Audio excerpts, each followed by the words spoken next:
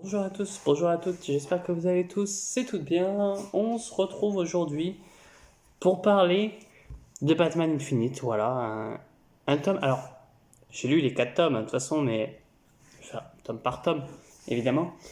C'est à 19 € chez Urban. Alors, de quoi ça parle? On a tout simplement Batman qui a libéré, voilà, c'est juste après Joker Wars. Batman a libéré tout simplement euh, Gotham de l'emprise du Joker, voilà.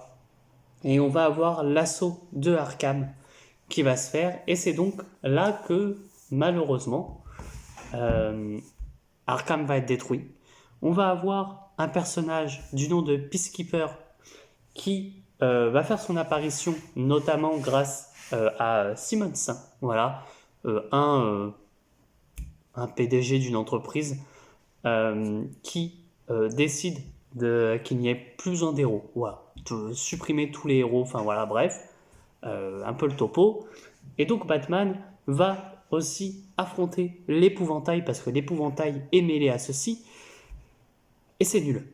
Alors non, en vérité ce tome 1 est bien. Voilà, alors c'est scénarisé par James Tynion Ford, hein, évidemment, et au dessin, on a quand même Aurora Jiménez. Voilà, hein, donc c'est merveilleux, il n'y a pas de souci là-dessus. Sauf que, disons-le très clairement, euh, c'est pas fameux. Alors René Montoya, du coup, a pris la place de commissaire de la police. Donc maintenant, James Gordon n'est plus là. Alors, il n'est pas mort parce que je sais comme quoi il y a le Joker Infinite. Donc automatiquement, c'est pour ça que du coup, euh, il est plus là, entre guillemets, mais je sais plus trop pourquoi, j'ai pas lu Joker Infinite, donc je ne saurais pas vous dire pourquoi il n'est plus là. Mais donc, euh, mon avis en fait, c'est que oui, c'est un bon tome. Après, il n'est pas tant bien que ça, en réalité. Parce que, en soi, il aurait pu avoir de bonnes choses, hein. Ça, il n'y a pas de souci là-dessus. C'est vrai qu'il aurait pu avoir de bonnes choses. Euh, mais il est long. Alors en plus, Peacekeeper qui est juste là pour être en mode oui, je suis un méchant, enfin je suis un gentil, mais je suis en fait un méchant. C'est dans ce run-là, enfin dans ce tome-là, que Harley Quinn, entre guillemets, fait partie maintenant de la Bat Family.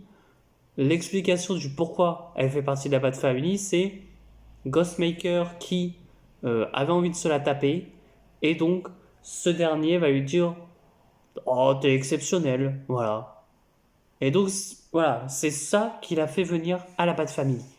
Parce que Batman accepte Harley Quinn dans la Bat Family. On a aussi, du coup, c'est dans ce tome-là que on a justement, je sais plus le nom, la nouvelle Poison Ivy que je vais vous retrouver, qui est tout simplement, voilà, ici.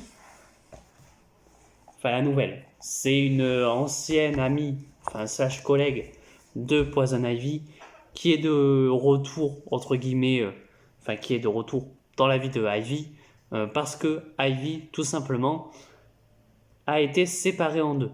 Voilà, on a le côté maléfique d'Ivy et le côté innocent de Ivy, tout simplement.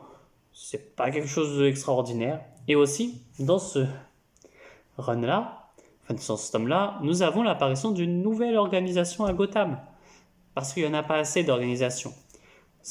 Alors je ne sais plus, Unsani, je ne sais plus le nom, qui tout simplement va décider comme quoi il est un peu temps de faire le ménage à Gotham, que les Gothamiens, que les gens de Gotham puissent ouvrir enfin les yeux et que ces derniers euh, se mettent à comprendre comme quoi à changer. Voilà, ils les font changer. Alors, elle aurait pu être cool, hein, cette organisation, il n'y a pas de souci là-dessus. Il est vrai que voilà, les dessins, comme je disais, sont merveilleux. On a la Bat Family. Alors bon, Batman se fait totalement reconnaître en 30 secondes. Comment, je n'en sais rien. Même, c'est pas expliqué. Voilà. On a les combats sont jolis, hein, il n'y a pas de souci là-dessus. En fait, c'est tout joli, mais le run n'est pas bon, en vérité. Et même parce que j'ai lu les autres tomes ne sont absolument pas bons du tout, je trouve. Parce que James Tynion Ford, comment dire, il y a des titres où James Tynion Ford est bon. Ça, il n'y a pas de souci, j'en ai pas en tête. Mais il y en a où il est bon. Là, ce tome 1, ça va encore. Tu soupires, t'es en mode bon, ok. Batman est totalement idiot. Alors, Batman, à un moment donné, tu comprends qu'il se fait piéger par l'épouvantail. Ok, pas de souci. Pourquoi pas? À la limite, bon, il se fait piéger par l'épouvantail. À la limite, ça passe, tu vois, ok. Sauf que c'est mauvais. Alors bon, le maire de Gotham qui est en mode, oui, je vais faire attention, enfin, je veux plus de héros, enfin, de justiciers, etc. Il a pas vraiment l'air non plus totalement à se plaindre, voilà. Enfin, voilà. Euh, et puis même, tu vois, enfin, il y a des trucs qui vont pas, genre Batman qui en a rien à faire. T'as la Bat Family qui, tu comprends qu'elle est là pour les aider, mais bon, tu les vois pas. Tu les vois pas. Puis Batman va plus avoir de l'amitié, enfin, être en mode, bah, je veux que me battre avec mes coéquipiers sont Harley Quinn et Ghostmaker. Voilà. Donc en fait, tu t'aides pas de Nightwing, de Redwood, allez, bah, des Bad Girls. Non. Il en a totalement oublié la Bat Family. Dans ce tome 1, en tout cas. Dans ce tome 1, la Bat Family n'existe pas. Voilà, pour lui, hein, en tout cas. On a ce Batman qui euh, n'a pas d'argent, tu vois. Alors bon, on me fait comprendre qu'il en a pas, mais qu'il est quand même riche, hein. Voilà, hein, il a plus d'argent, mais il est quand même milliardaire. Il a juste plus le manoir. Pourquoi pas? Après, en fait, c'est ce qui me saoule. Et en vérité, c'est pas ça qui va me faire aimer Batman, hein. Alors, tout le côté avec, voilà, quant à la destruction de Gotham, enfin de Arkham par exemple, euh, je sais plus comment il s'appelle, Monet, mais je sais plus le nom. Alors, oui, il y a aussi ça. C'est vrai que ça, j'ai pas dit, mais par exemple, juste le petit reflet des lunettes de Batman, ça, il n'y a pas de souci là-dessus, enfin des lentilles. Euh, En fait, le personnage de Monet est intéressant, sauf que du coup, après, on le fait comprendre que à la fin, en fait, j'aurais aimé que ça soit vraiment à la fin qu'on te le fasse comprendre, ce côté-là, parce que c'est même déjà dans le tome 1 qu'on te fait comprendre que Monet, en fait, c'est un bâtard, c'est un connard, qui n'a rien à faire là, que c'est juste un, voilà, c'est un mec qui était capable de tuer qui était capable de tuer enfin, tabasser les prisonniers, pardon. Bon, moi j'aurais aimé qu'on nous le dise un peu plus tard, pas dans ce tome 1. En plus, surtout, qui c'est qui va te dire comme quoi c'était un méchant? Harley Quinn.